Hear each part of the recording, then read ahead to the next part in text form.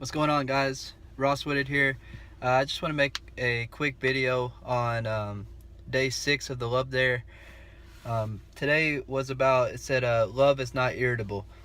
And, you know, it really hit home with me because I know so many times, while I was reading it, I was thinking about different times where, you do, I would always get irritated about the smallest little things.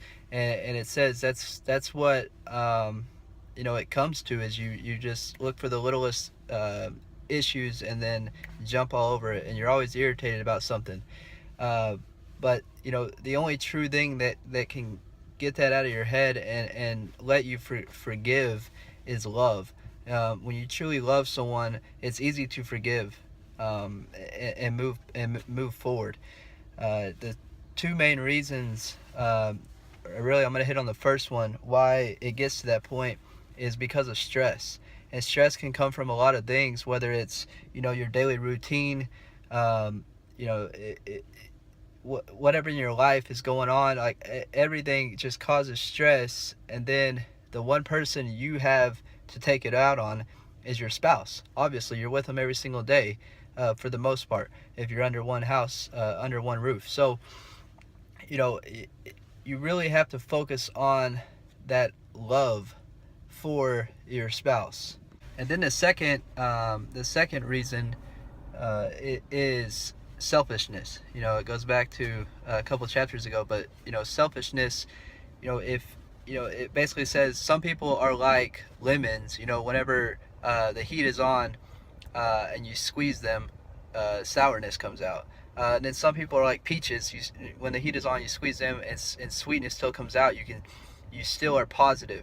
It, basically, love is about, like, you don't have to hold a grudge. You forgive and move on. And I know for a lot of marriages, I know for our marriage, it was just building over time. Building. We never really forgave each other for, I don't care if it's the smallest little things. The smallest little things, they add up over time. And if you're not forgiving and digging into the word and moving on with your relationship, then it's just going to go backwards.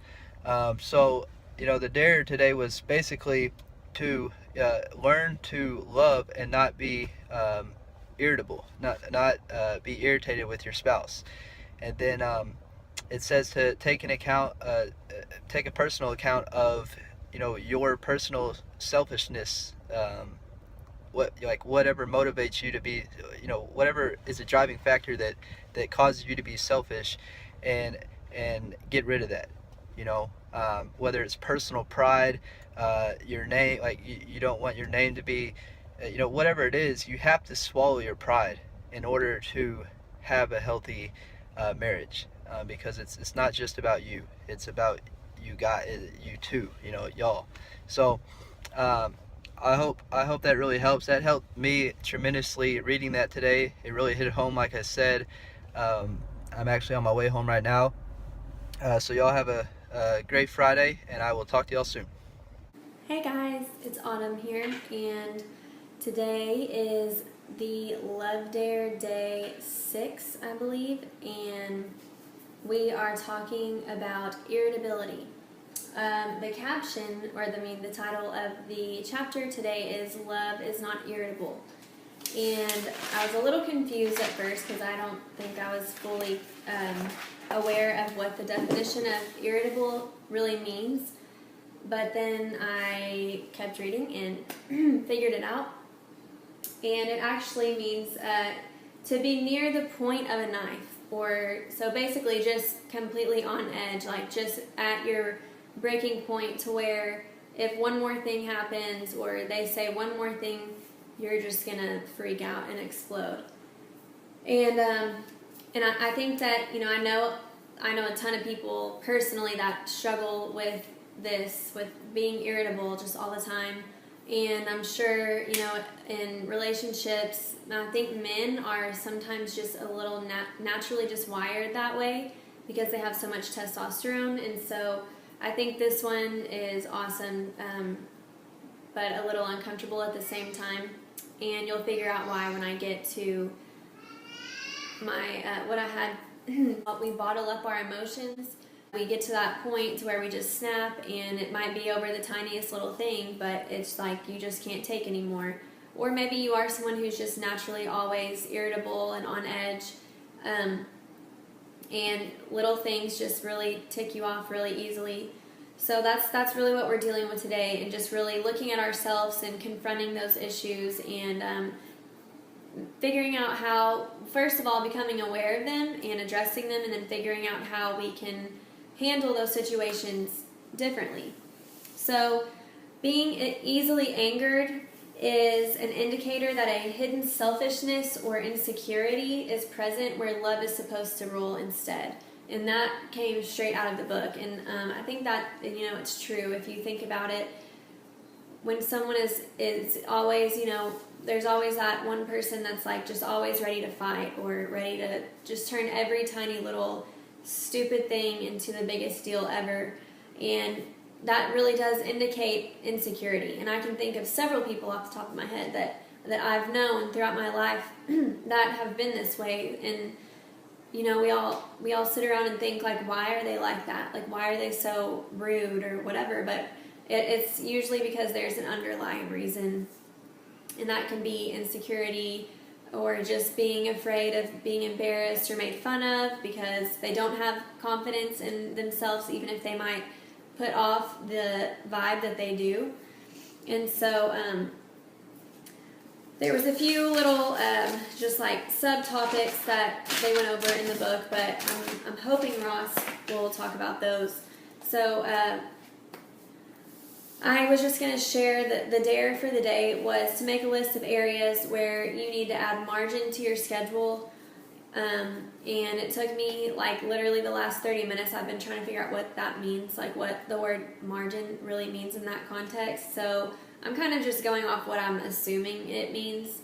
And so I would like to add to my morning routine.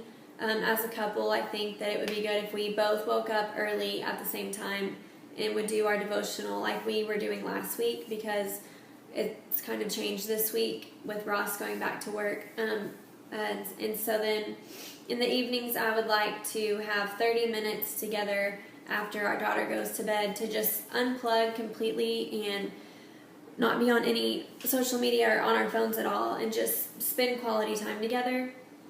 Because I think that when you add love into your life intentionally and make an effort towards, being lovable to your spouse, then your relationship really grows. And so I'm just going to read one more little thing that I had written down. It says, love will lead you to forgive, be grateful, and be content. It encourages you to be happy when others succeed. It lowers stress and sets up your heart to respond with patience to your spouse, not anger and exasperation. So I'm going to cut off my little speech right there.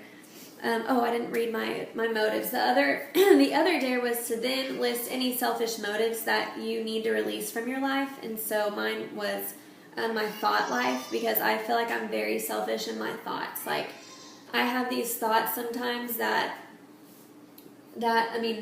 it sounds really, it might sound weird, but that I shouldn't be thinking about, because my thoughts need to be put towards something else, like something that's going to move my business forward, put more food on the table for my family at night.